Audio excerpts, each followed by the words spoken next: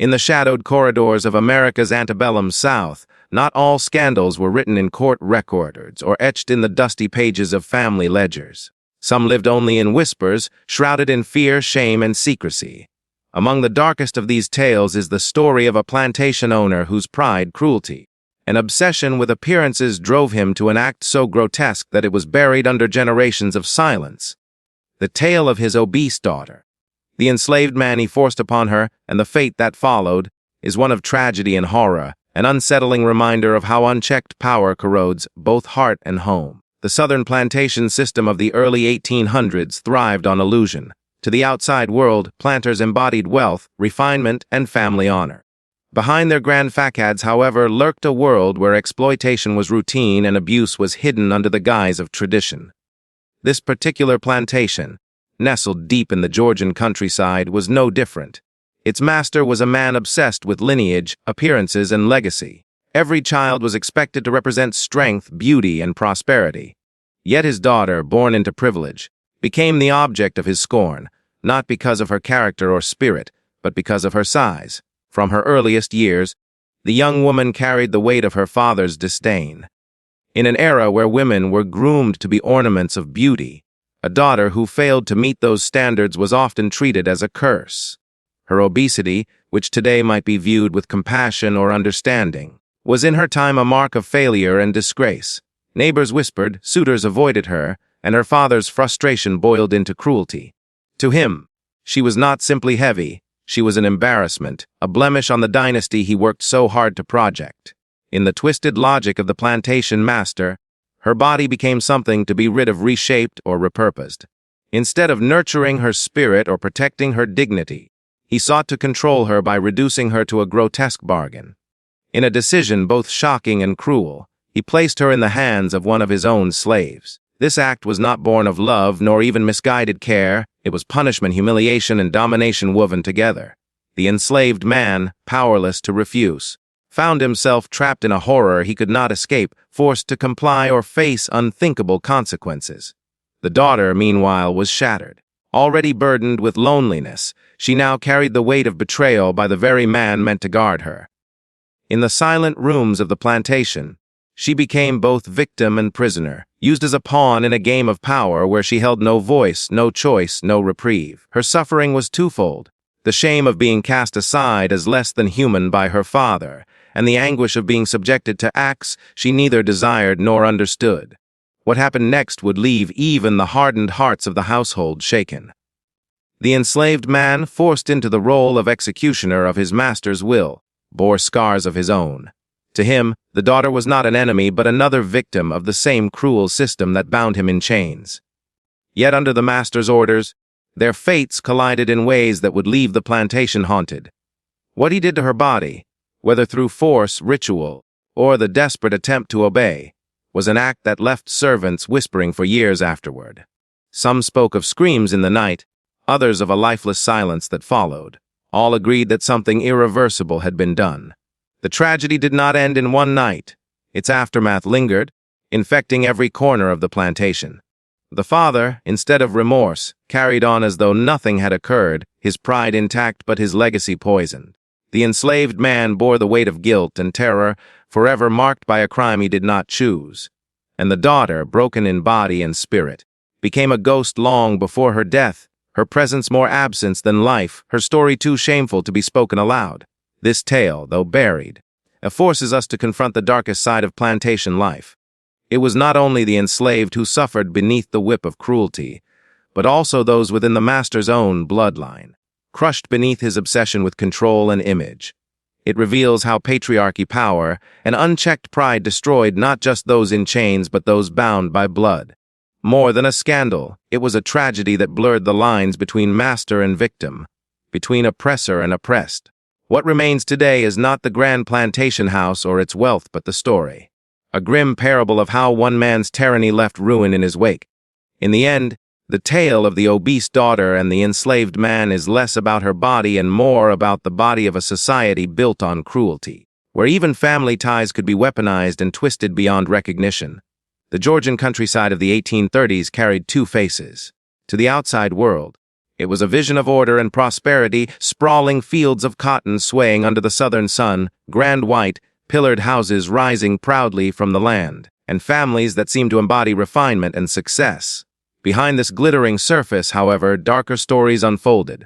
Stories of chains, cruelty, and secrets, whispered among slaves in hushed tones and ignored by the aristocracy desperate to preserve their image of perfection. It was within this duality that the tale of one plantation owner and his daughter began. The plantation master at the center of this story was a man of pride, a man who lived for appearances. He measured his worth not only in the wealth of his fields, but in the honor of his bloodline. To him, his children were living testaments to his legacy, symbols of his control and power. Sons were expected to inherit his name and daughters were to become ornaments of beauty, ready to marry into families that would strengthen his dynasty. But one child, his only daughter, refused to fit into his grand design, not by choice but by nature. From a young age, the girl struggled with her body. She was larger than the other girls in her community, her frame thick and her movements slower. In a society that prized delicate beauty, slender waists, and porcelain grace, she was marked early as different. Her mother, a softer figure within the household, tried to shield her from her father's cutting remarks. But the mother's influence waned after her death. Left alone in the cold shadow of her father, the daughter became an object of ridicule and shame within her own home. The whispers began first among the servants. She eats too much. She will never find a husband. She is a burden on the family. These whispers, carried through the halls, reached her ears again and again until they became her own inner voice.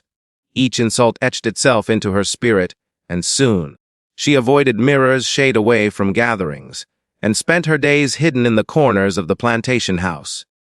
But her father's voice was the loudest of them all. To him, she was not simply overweight. She was a disgrace, a failure that mocked his vision of family pride. Her father's cruelty was not only verbal. At dinners, he mocked her portions, forcing her to eat less in front of guests. At gatherings, he ignored her presence, presenting only his sons to visitors. And when neighbors asked about her future, his responses were curt, as though the thought of marrying her off was a shame he could not bear. To him, she was an obstacle he needed to rid himself of, a problem to be solved, not a child to be loved. The breaking point came in her late teenage years. While other girls of her age were being courted, receiving suitors, and preparing dowries, she remained alone. Suitors who visited the plantation looked at her once and turned away. Some laughed behind closed doors. Others, more cruel, suggested offers that her father found insulting.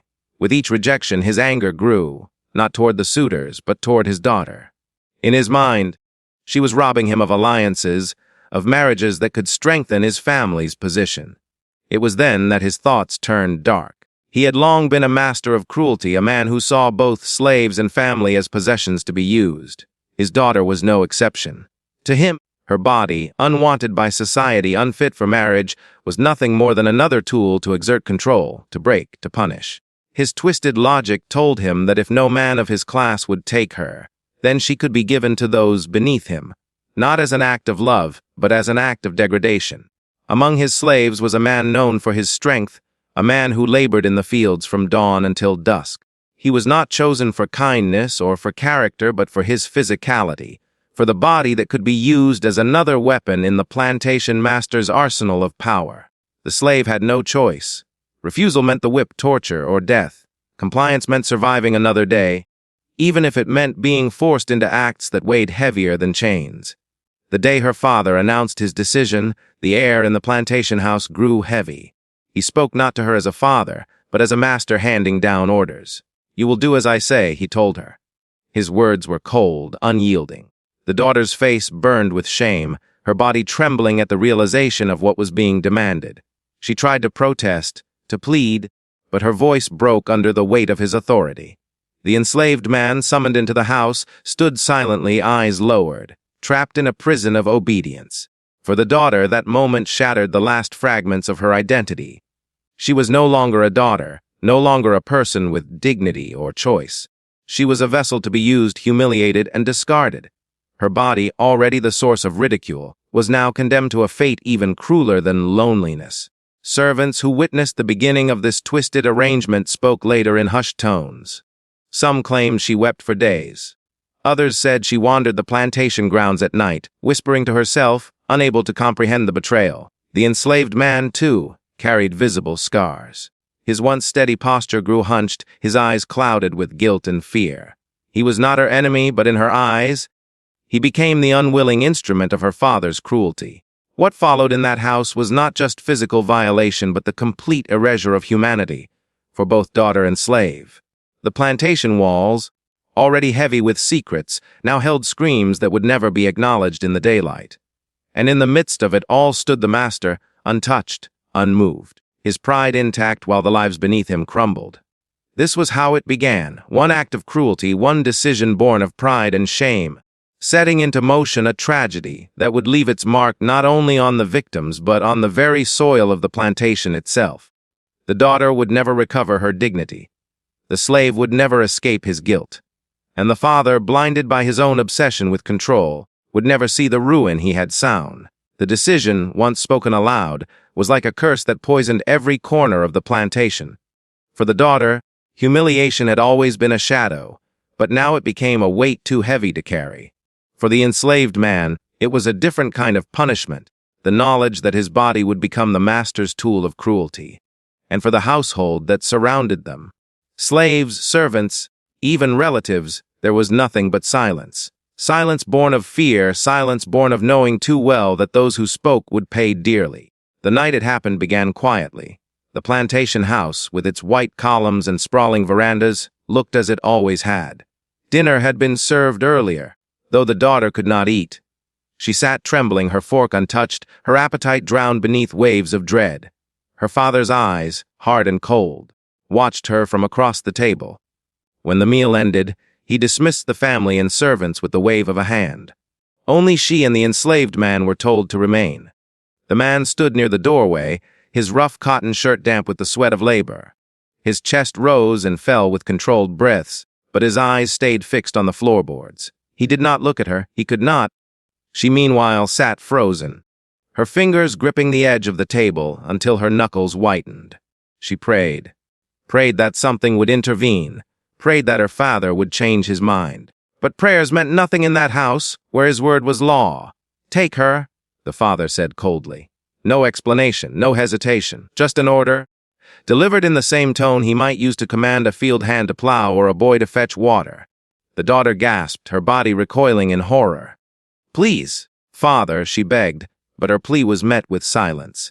Her father turned and left the room, shutting the door behind him with a finality that echoed through her bones. What happened next was not love, not passion, not even human intimacy. It was survival. The enslaved man, caught between the cruelty of refusal and the shame of obedience, approached slowly, his body trembling. His face was twisted with anguish, his spirit torn apart. To him she was not an enemy. She was as much a victim as he was, but the master's command had left them with no choices. In the suffocating silence of that room, both were stripped of dignity. She wept openly, her sobs filling the night, while he carried out the master's command with the mechanical coldness of a man forced into brutality. Outside the room, whispers spread. Servants pressed their ears to doors, slaves passing by the windows heard muffled cries. None dared speak of it aloud, but all felt the sickness of what was happening. The house, once filled with the clinking of glasses and polite laughter, now carried only one sound, the sound of a daughter's despair echoing against the walls. When morning came, nothing was the same. The daughter did not come to breakfast. She locked herself in her room, refusing to leave.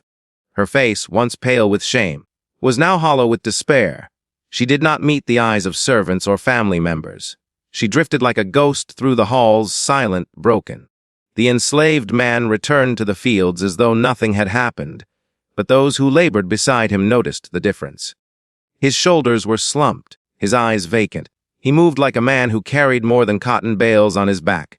For days, he barely spoke, and when he did, his voice cracked under the weight of unspoken guilt. The father, however, carried himself with arrogance as though he had solved a problem. To him, the daughter's humiliation was nothing. He had proven his authority, maintained his pride, and reminded the household that he, and only he, was in control. To outsiders, he still appeared the dignified master, a man of wealth and influence. But inside the house, his legacy was rotting from within. Soon, rumors began to swirl. Slaves, unable to keep the horror to themselves, whispered in the quarters. Servants muttered in the kitchens. Some said the daughter had been given away. Others claimed she was ruined. Though none dared to confront the master, the story began to spread beyond the plantation walls. At church, neighbors noticed the absence of the daughter. At gatherings, whispers followed the family name. Though no one spoke directly to the master, eyes lingered a little longer, filled with suspicion and unease. The daughter herself became a shadow. Her health declined rapidly. Once mocked for her size, she now wasted away refusing meals, her body shrinking with each passing week. She rarely spoke, and when she did, her voice carried no strength. The humiliation had become a wound too deep to heal. For her, there was no future, no marriage, no redemption, only shame. The enslaved man, too, bore the scars of that night. His guilt consumed him. Though he had no choice, though he himself was a victim of the master's cruelty, he could not shake the memory of her sobs, the look of betrayal in her eyes. In the fields, he worked mechanically, his spirit gone.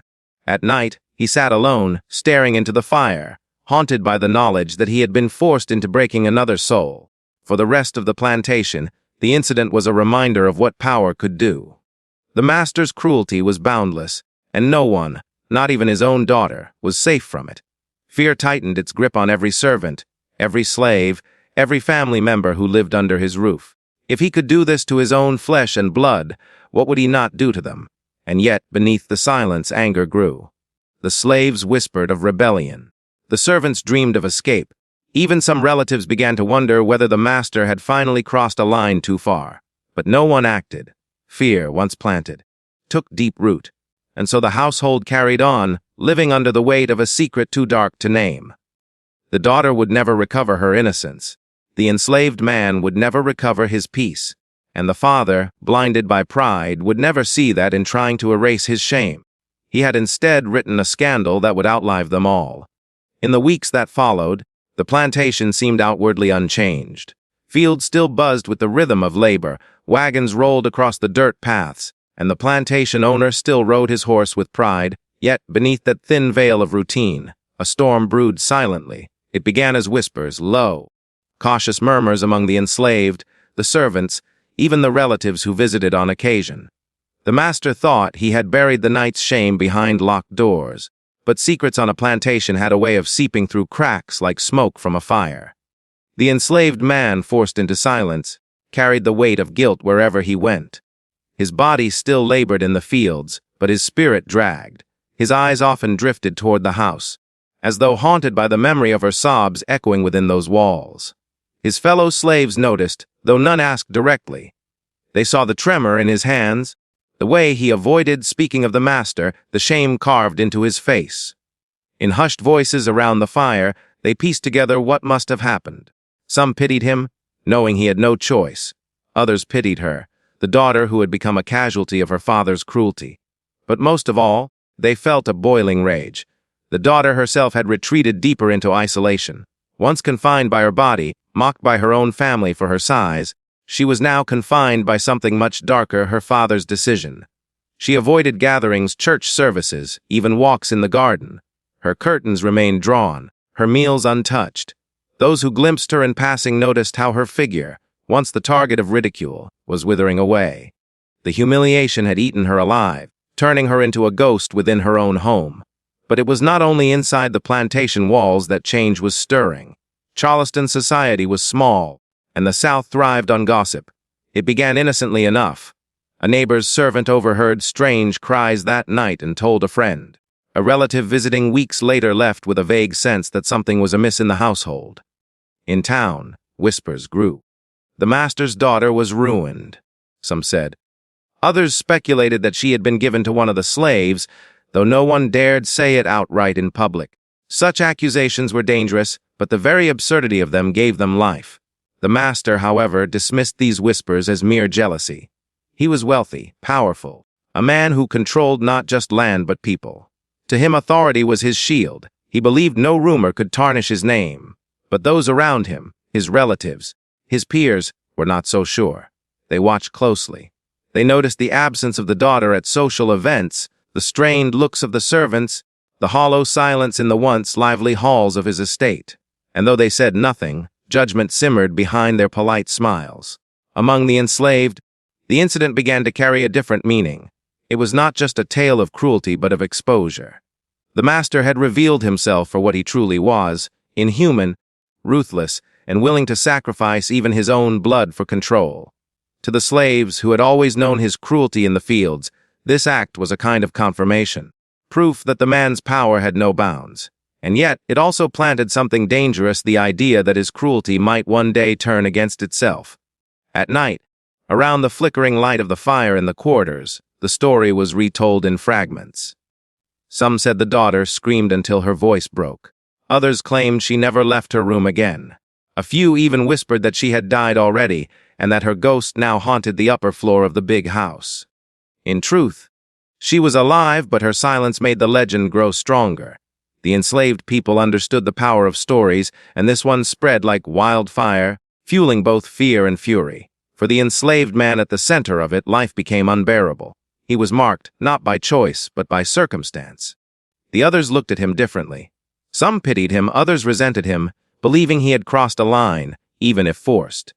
He withdrew further into himself, speaking less, keeping to the farthest rows in the fields, avoiding even the company of his fellows at night. His shame was as heavy as the master's whip, and it showed in every movement he made. The daughter's silence, however, was perhaps the loudest scream of all. She stopped attending meals entirely, surviving on water and scraps that servants left outside her door. She spent hours sitting by her window, staring blankly into the distance, her face pressed against the glass as if waiting for something. Deliverance, perhaps, or death. On rare occasions, when she was forced into her father's presence, her eyes avoided his, filled with nothing but hatred and despair. The father could not understand her rebellion of silence. To him, she was weak, fragile, ungrateful. He told himself he had done what was necessary, that he had proven control over her body and over the enslaved man alike. But what he did not realize was that he had lit a fire that would spread far beyond his household. His cruelty had become a story, and stories were far more dangerous than rebellion itself. In the weeks that followed, that story began to cross boundaries. A merchant in town whispered it to a friend. A preacher's wife heard it from a servant. It traveled down roads, across rivers, from plantation to plantation. The master's name, once respected, became a hushed warning, a scandal too shocking to be spoken in the open but too irresistible to stay buried. By the end of that month, the plantation was no longer a house of power but a house of shame. The daughter's silence was seen as proof. The enslaved man's broken spirit was seen as evidence. And though the father still rode proudly through his lands, the weight of those whispers followed him everywhere. The cruelty of that night, meant to affirm his control, instead began the slow erosion of everything he held dear. What had been one man's act of domination was becoming a legacy of disgrace, one that neither wealth nor power could erase. By the time autumn rolled across the Georgia fields, the plantation was no longer simply a place of labor and wealth. It had become a house of shame, a name spoken in whispers at church and murmured in the town square. The scandal, once just rumor, was now a wound that refused to heal, and every person connected to the estate carried its weight.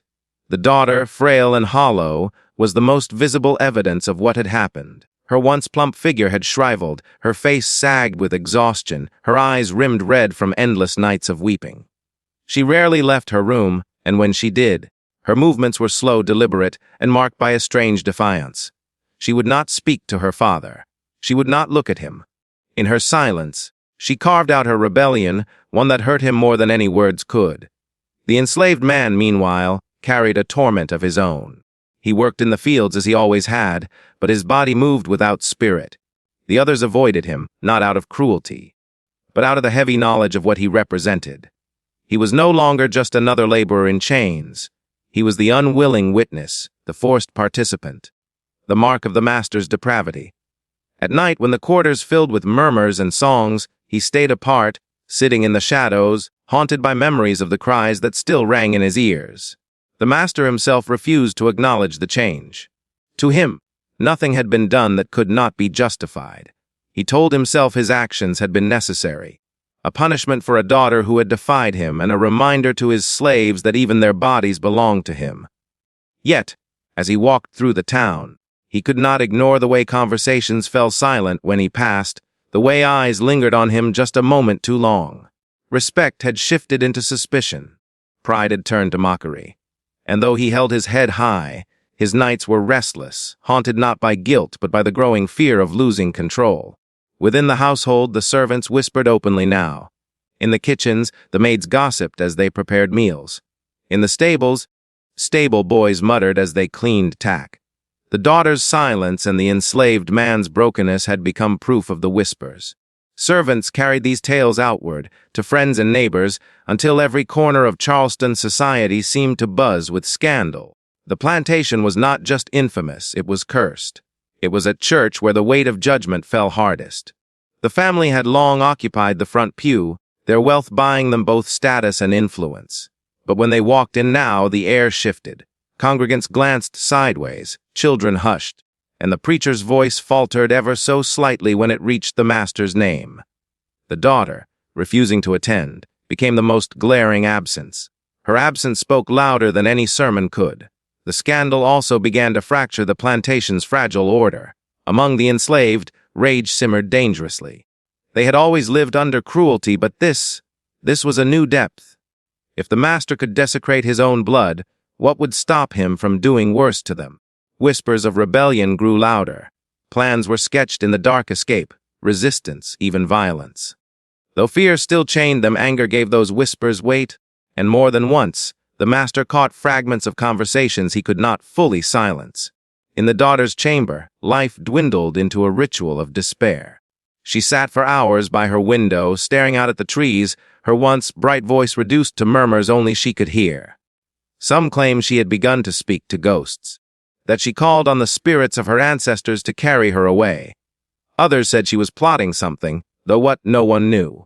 Servants, delivering food she rarely touched, left her room quickly, unsettled by the dark aura that hung heavy there.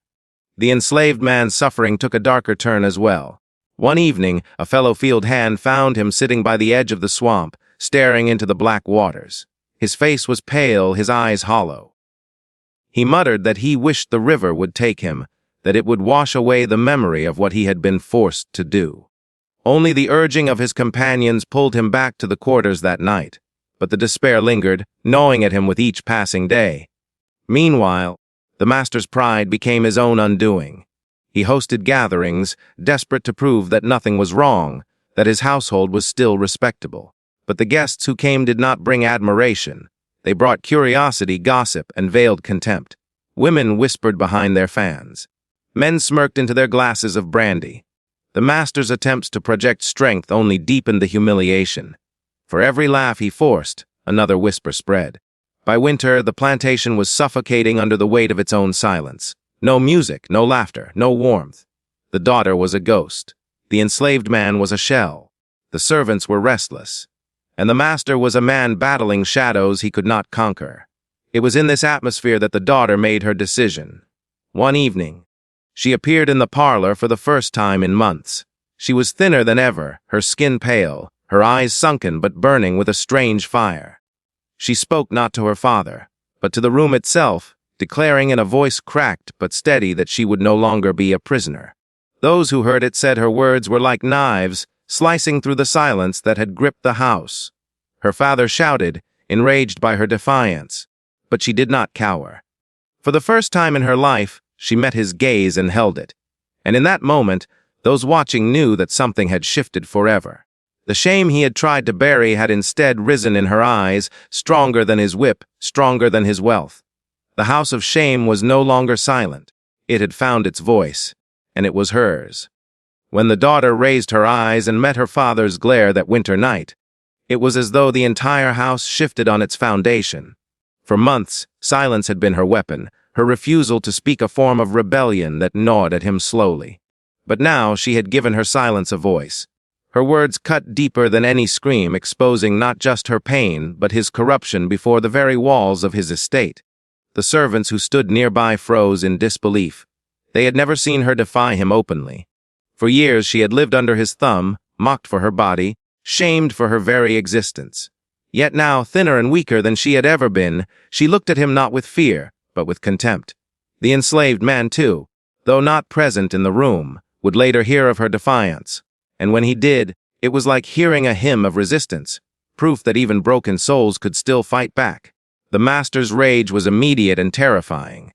He roared, his fist slamming against the wooden arm of his chair, his face flushed red, veins bulging at his temples. "You dare speak against me," he thundered. "You, who owe me everything, your life, your name, your very breath." But she did not flinch. Her voice, though hoarse, rang with steady defiance. "I owe you nothing. You have taken from me everything a father should protect. You cannot command my soul." The words hung in the air like smoke after a fire. For the first time, those within the house saw him falter, not in body, but in power. His authority, once absolute, had been cracked by the very child he had tried to destroy. From that night forward, the household was never the same. The daughter refused to eat at her father's table. She refused to wear the dresses he demanded she put on for gatherings. She refused to sit in silence while he paraded his wealth before neighbors who came to gawk at their ruin. Instead, she carried herself through the halls like a shadow of judgment, her presence a constant reminder of his cruelty. The enslaved man, hearing of her defiance, felt something stir within him. Guilt had kept him bound in silence, but now he began to see that he was not alone in his torment. She had fought back in the only way she could, and perhaps he could do the same. Though he still labored under the sun, shoulders heavy with chains both real and invisible, his eyes began to harden. His steps carried a different rhythm, one that whispered of resistance. Among the other slaves, her act became legend. They told the story in the quarters late at night, of the master's daughter who dared speak back, of how her eyes had burned brighter than the lamps in the parlor. They whispered it like scripture, a sign that even in the darkest corners of bondage, there was room for courage. But courage brought consequences.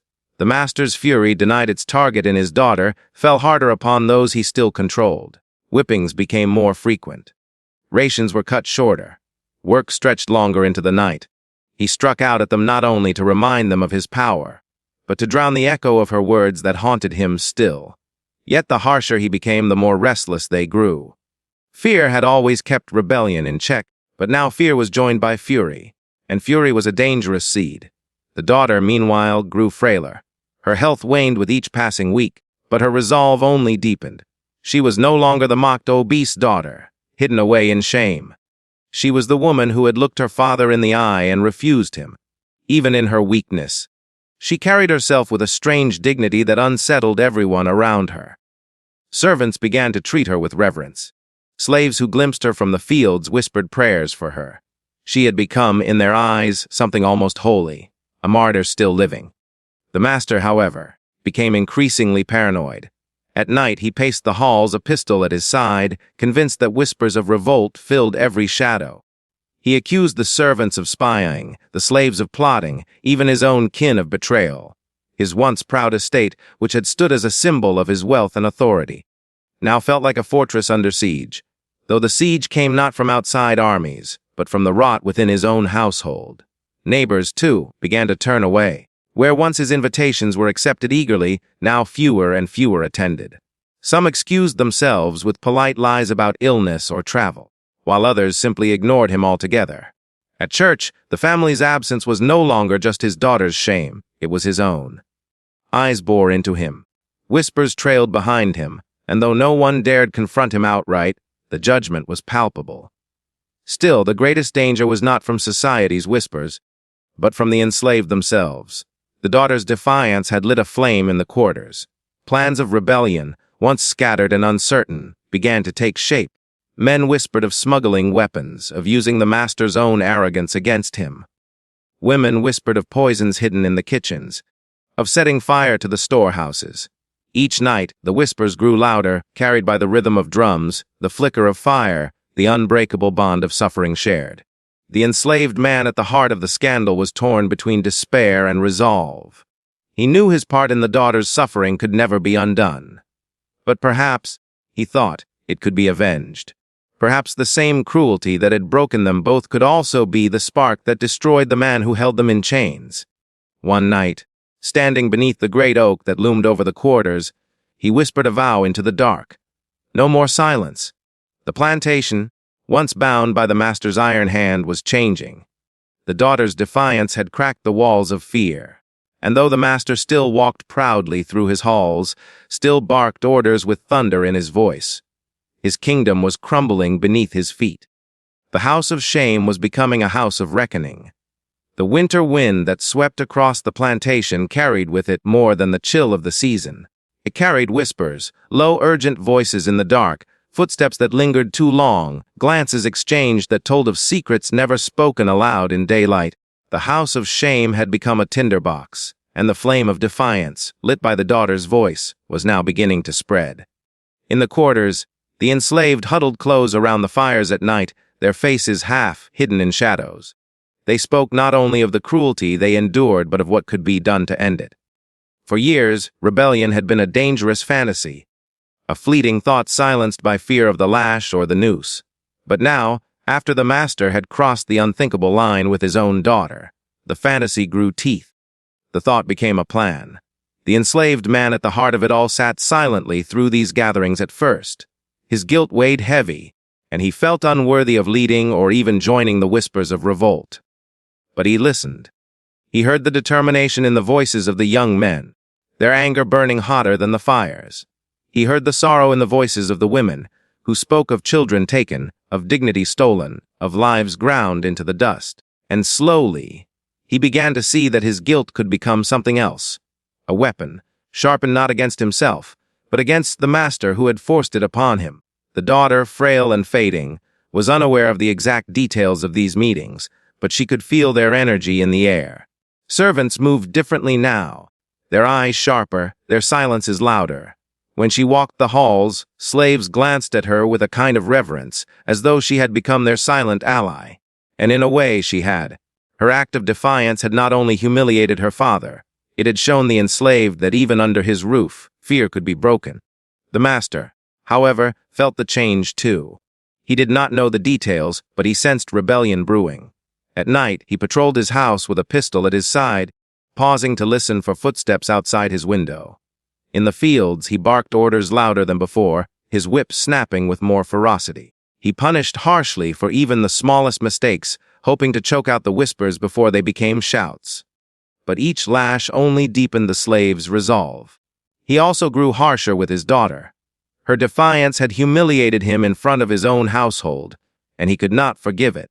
He locked her in her room for days at a time, forcing servants to slide food through the door. When she refused to eat, he roared threats through the walls, but she no longer cowered. She sat by her window, staring out at the fields, her frail body framed by the pale winter light. To the slaves who saw her from below, she became something more than human. She became a symbol, fragile yet unbroken. The breaking point came one night in the quarters, when an older woman, her back bent from years of toil, told the story of another plantation where slaves had risen up. They had poisoned the master's food, she whispered, and though most of them had been caught, they had left behind a mark of resistance, proof that even chains could not choke out fire. Her voice trembled as she spoke, but her eyes burned with a fierce light. The younger men leaned closer, their jaws set. One whispered of blades stolen from the tool shed. Another spoke of hiding rocks in sacks that could be swung as weapons. A woman murmured of herbs that, when mixed into stew, could stop a man's heart. These were no longer fantasies, they were plans. The enslaved man at the center of the scandal finally spoke.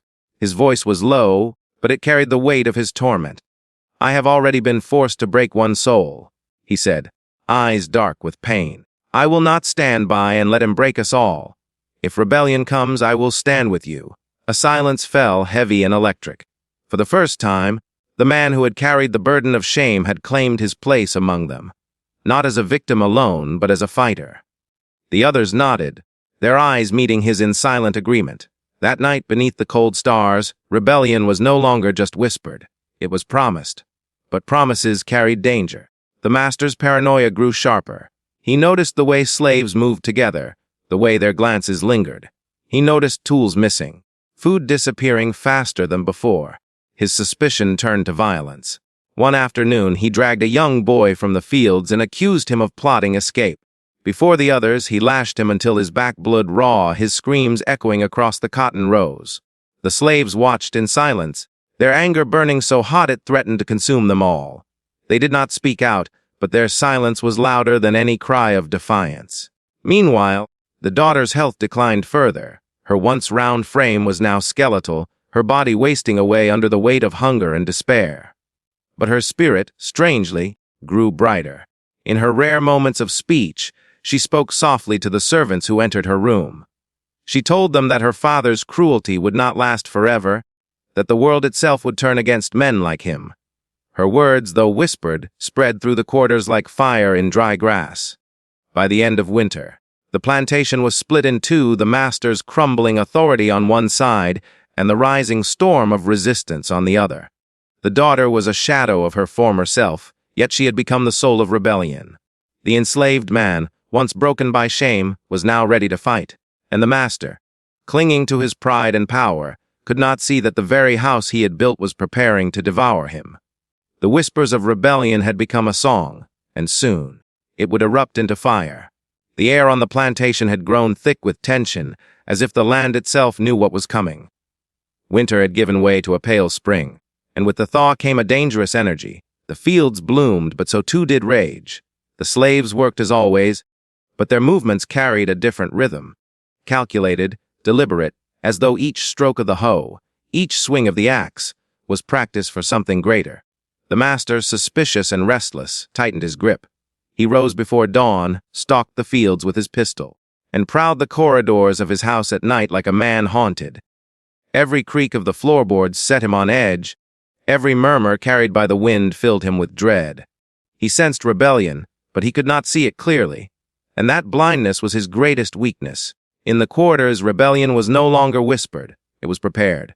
By lantern light, men honed blades stolen from the shed, scraping iron against stone until sparks leapt into the dark. Women measured herbs into cloth pouches, recipes for both healing and harm.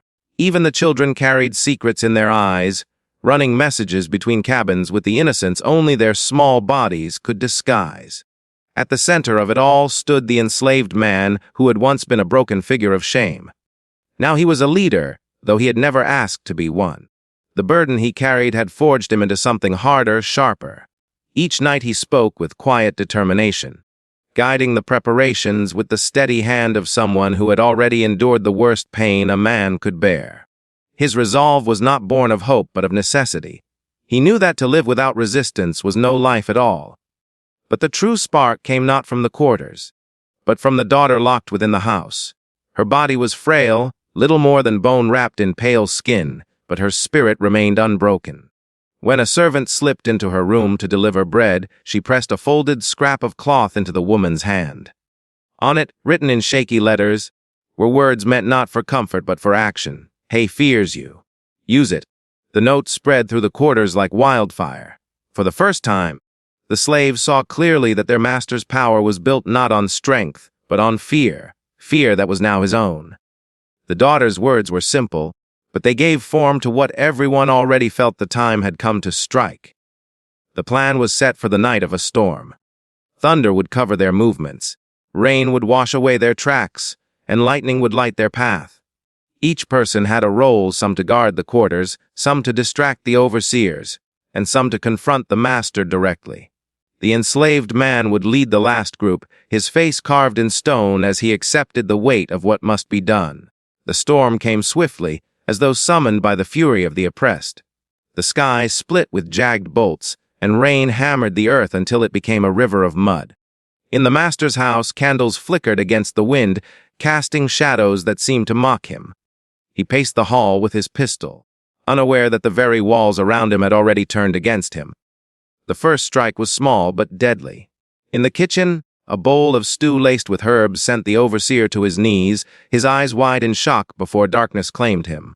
In the stables, ropes cut silently released the horses, sending them galloping into the storm, their hooves drowning out the sound of approaching footsteps. Then came the moment the quarters had been waiting for. The enslaved man, soaked to the skin, led a group through the rain, their blades gleaming faintly in the flashes of lightning. They moved with purpose, not as scattered individuals, but as one body, one force bound together by years of pain and the promise of freedom. They reached the house, their hearts pounding like war drums. Inside, The master stood at the window, pistol raised, scanning the storm as though the threat would come from the sky. He did not hear the door open. He did not see the shadows gathering behind him until it was too late. The confrontation was brutal, born of generations of rage. The master fought like a cornered animal, swinging his pistol and firing blindly. One man fell, struck in the chest, his cry lost in the thunder. But the others pressed forward, blades flashing, fists striking. The enslaved man himself faced the master, their eyes locking in a moment heavy with history. "You ruined her," the slave said, voice steady despite the storm. "You ruined us all." The master sneered, blood at the corner of his mouth, his pride refusing to bend even as his body failed. "You were never more than property," he spat. "And you always will be." The words were his last. With a final strike, the enslaved man ended him, his blade cutting not just flesh, but the chains that had bound them all. The master collapsed to the floor, lifeless, his pistol clattering across the boards. For a long moment, silence filled the room, broken only by the storm. The slaves stood over the body, their breaths ragged, their faces lit by the flicker of lightning. They had done what none had dared to dream. They had killed the man who claimed to own them. But victory was not celebration. It was heavy, laced with grief for the man who had fallen, for the years already lost, for the battles yet to come.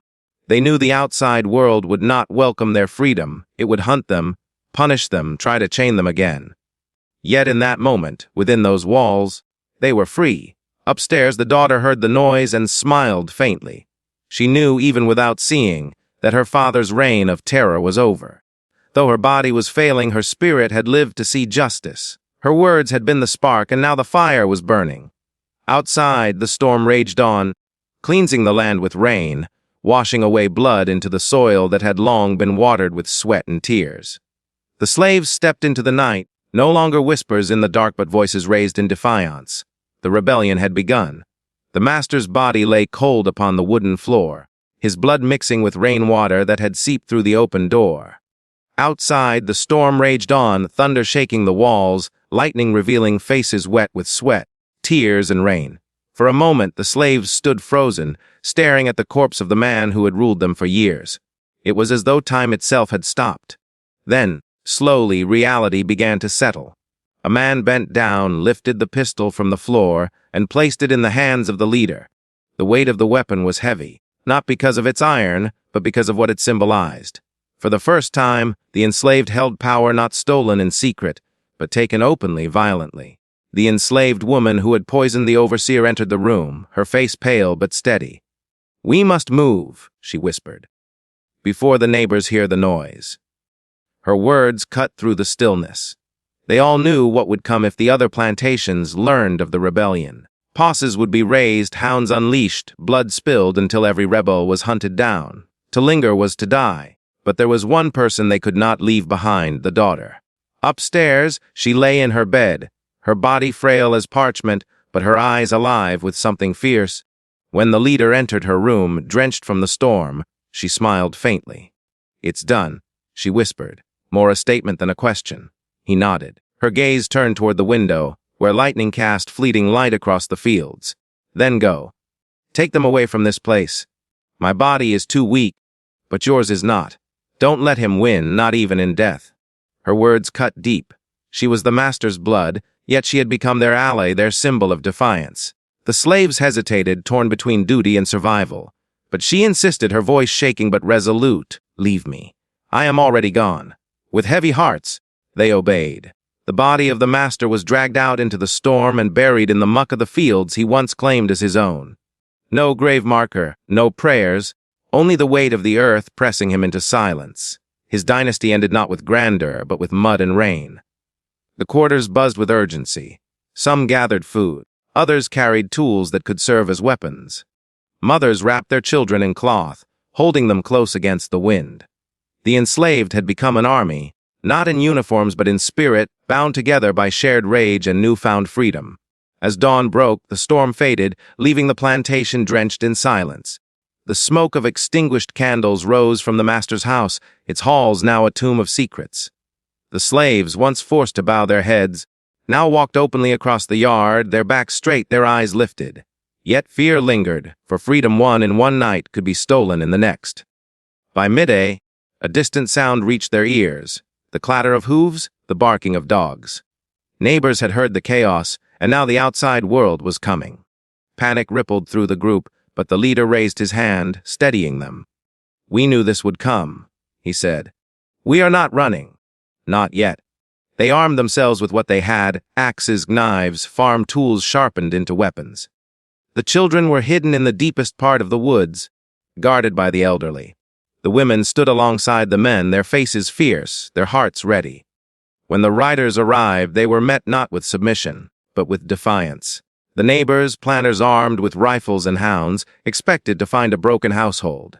Instead, they found slaves standing in formation, eyes blazing, weapons raised. The leader stepped forward, the master's pistol in his hand, and fired a warning shot into the sky. The sound echoed across the fields, a signal that the old order had been shattered. The riders halted, uncertain. They had come to enforce obedience, but what they saw was war. The rain-soaked earth, the smoking chimneys, the silence of the master's house. It was clear something irreversible had happened. One planter shouted threats, calling them animals, promising gallows for every man, woman, and child. But the slaves did not flinch. Their silence was heavier than his words, a silence that carried centuries of pain and the promise of vengeance. The standoff could not last. A shot rang out, whether from fear or defiance no one could say, and chaos erupted. Muskets fired, blades clashed, dogs lunged into the fray. The fields that had once grown cotton now drank blood. The enslaved fought with a desperation born of nothing left to lose. They swung tools with deadly force, moved with the precision of those who had planned for this moment. Some fell, but others pressed forward, their cries rising above the clash of steel and the roar of thunder still lingering in the distance. The daughter, weak in her chamber, heard the battle raging. With the last of her strength, she pulled herself from her bed and crawled to the window. From there, she saw her father's world burning. Slaves fighting for freedom, planters retreating, the land itself trembling beneath the storm of rebellion. A tear slipped down her hollow cheek, not of sorrow but of release. By nightfall, the plantation was no longer a place of labor. It was a battlefield, its soil soaked in blood, its future uncertain. Some rebels had fled into the woods. Others remained standing amid the bodies of riders and slaves alike. The leader, though wounded, still stood tall, the pistol heavy in his hand, his eyes scanning the horizon. The price had been paid in blood, but the chain was broken. The house, once a symbol of the master's power, now stood silent and broken. Its windows shattered, its halls empty, its mistress lying quietly in her bed, her eyes closed forever. She had given her last breath to see the end of her father's reign. The enslaved gathered beneath the stars, their bodies bruised, their souls burning. They knew the world would not let them rest. More riders would come, armies would march, and blood would still be demanded. But they had tasted freedom, and once tasted, it could never be forgotten. The plantation had become ashes. From those ashes, a fire had been lit, one that would not die.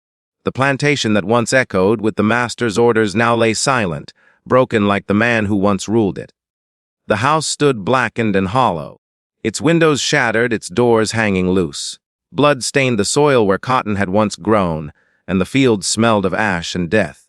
What had begun as whispers in the dark had ended in open battle, and though many had fallen, those who survived stood taller than ever before. But survival was not victory. Not yet. The enslaved gathered in the quarters, their faces marked with exhaustion, their clothes torn, their eyes hollow but fierce. Mothers clutched children who had seen too much. Men carried wounds that bled through makeshift bandages. Women moved like shadows, tending to the injured, their hands steady despite the tremor in their hearts. The leader, his arm wrapped in cloth from a musket ball wound, stood before them. His face was grim. He knew the truth: killing the master was only the first step. The world outside the plantation would not ignore this rebellion. Word would spread. Neighbors would tell neighbors, and soon soldiers would march. For the first time, the slaves were free, but their freedom lived under the shadow of the gallows. Some wanted to flee immediately, to vanish into the woods and make their way north where freedom was whispered to exist. Others argued to stay, to fortify the plantation, to defend what they had claimed with blood. The debate raged through the night, every voice thick with desperation. In the end, the leader spoke with the quiet authority that had carried them through the storm. "If we scatter," he said, They will hunt us like animals. If we stay, they will burn us alive. The only way forward is together, not as slaves, not as fugitives, but as free men and women moving toward a new world." His words struck deep. For the first time, the enslaved saw themselves not as property, not as rebels, but as a people who could carve their own destiny. But destiny was not kind. By morning, riders returned, not just neighbors, but soldiers, their uniforms soaked in sweat, their rifles gleaming in the sun. They came not for negotiation, but for blood. The plantation, once a symbol of wealth, was now declared a site of treason. The enslaved had no illusions. They gathered what little they had: food, tools, weapons. Mothers wrapped their children close, and the men prepared to march. The leader, still bleeding, carried the master's pistol as though it were a flag of defiance. The daughter's body, pale and still, remained in the house. They could not bury her, but they whispered blessings over her, knowing she had stood with them when no one else would. Then they fled. Through forests thick with moss and swamps that swallowed their steps, they moved like shadows. The hounds bayed in the distance, but the storm of the previous days had left the earth drenched and the trails muddied. Some carried the wounded on their backs, others guided children through the dark. Each step was agony, but each step was freedom. The soldiers pursued with fury. Shots cracked through the trees, men shouted, dogs barked. Sometimes the rebels turned and fought, ambushing their hunters with stones and blades. Sometimes they vanished into the marsh, letting the swamp itself devour their enemies. Losses came on both sides, but the fire of resistance refused to die. Days passed, and hunger gnawed at their stomachs. Fear became a constant companion, yet so too did determination. Around campfires, they whispered of the north, of cities where chains did not exist, of rivers that marked the line between bondage and freedom. These whispers were fragile, but they kept hope alive. Yet not all agreed. Some argued it was madness to keep running, that they should surrender before more blood was spilled. Others dreamed of taking another plantation, seizing it, and building a stronghold of their own. Tension grew, the very unity that had fueled their rebellion now tested by hunger, exhaustion, and fear. One night, as they rested in a hollow surrounded by pine trees, the leader stood again before them. His voice was weak, his wound festering, but his eyes burned like fire. "They will not stop," he said. "Even if we surrender, they will kill us. Even if we hide, they will find us. The only path left is the one we make with our own hands. Freedom is not given, it is taken, and we have already taken it. We cannot turn back." The group fell silent. They knew he spoke truth even if truth meant death. The next day they reached a river swollen with spring rains. Its waters churned like a living beast, but beyond it lay the unknown, safety, perhaps, or more danger.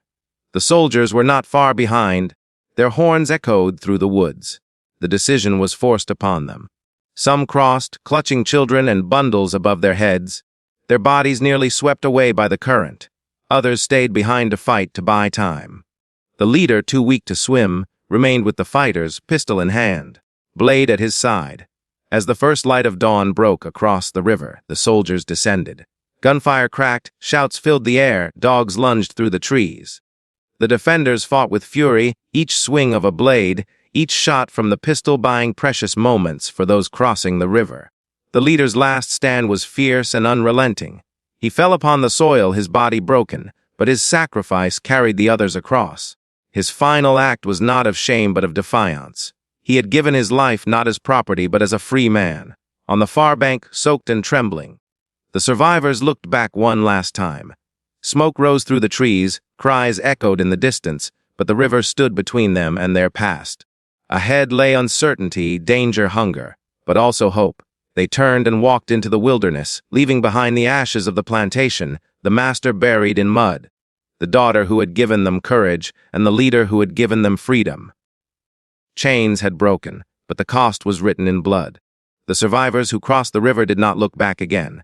Behind them lay ashes, blood, and chains, the world they had known since birth. Ahead was wilderness, uncertainty, and danger. Yet even in the cold dawn, with their bodies trembling and their bellies empty, they felt something new burning inside them, the weight of choice. For the first time they chose their own steps.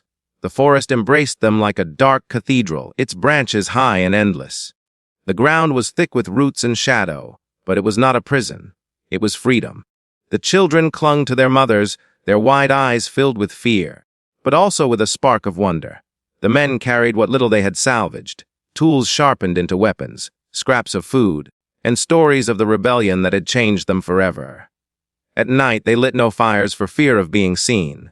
They huddled together for warmth, whispering memories of those who had fallen. The leader's name was spoken like a prayer, his sacrifice already becoming legend among them. The daughter, too, though she had been the master's blood, was remembered as their unlikely ally. She gave us courage, one woman said quietly, rocking her child in her arms. Without her, we would have never risen. The days stretched on, the forest giving them little but bitter roots and cold water. Yet hunger could not kill their determination. With each step, they grew less like fugitives and more like a people reborn. They were no longer defined by the plantation. They were defined by their rebellion, their blood, and their survival. Still, the world was not kind.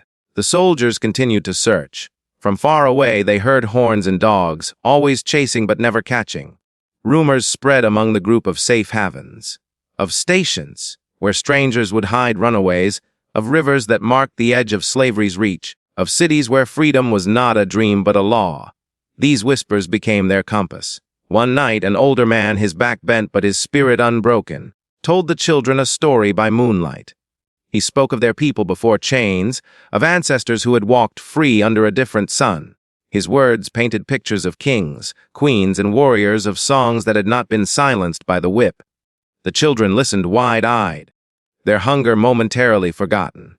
It was then the survivors realized something profound. Rebellion was not only for their bodies but for their memory.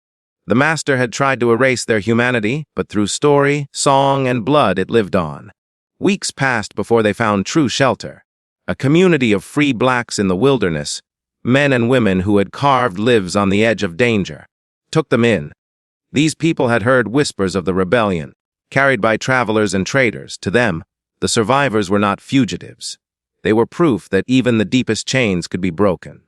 For the first time, the survivors slept under roofs not owned by masters. For the first time, children laughed without fear of a whip's crack. For the first time, mothers told bedtime stories not of caution but of courage. Yet safety was never permanent. Slave catchers patrolled the edges of their world, offering coin for bodies returned in chains. But the survivors had become clever, hardened by fire. They built hidden paths, learned the signals of the Underground Railroad, and trusted no stranger too quickly. They lived always on guard, but never again on their knees. The rebellion's story grew with every telling. Some said the master had been dragged into the swamps by spirits.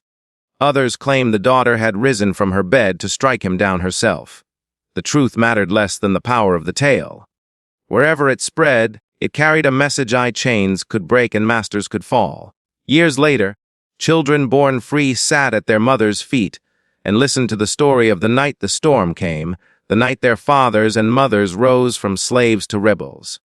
They did not hear it as tragedy but as legacy. The plantation itself vanished with time. Vines swallowed the house, fields turned to wilderness, and the land carried no marker of its bloody past. Yet the memory lived in voices, in whispered prayers, in the courage passed down like an heirloom.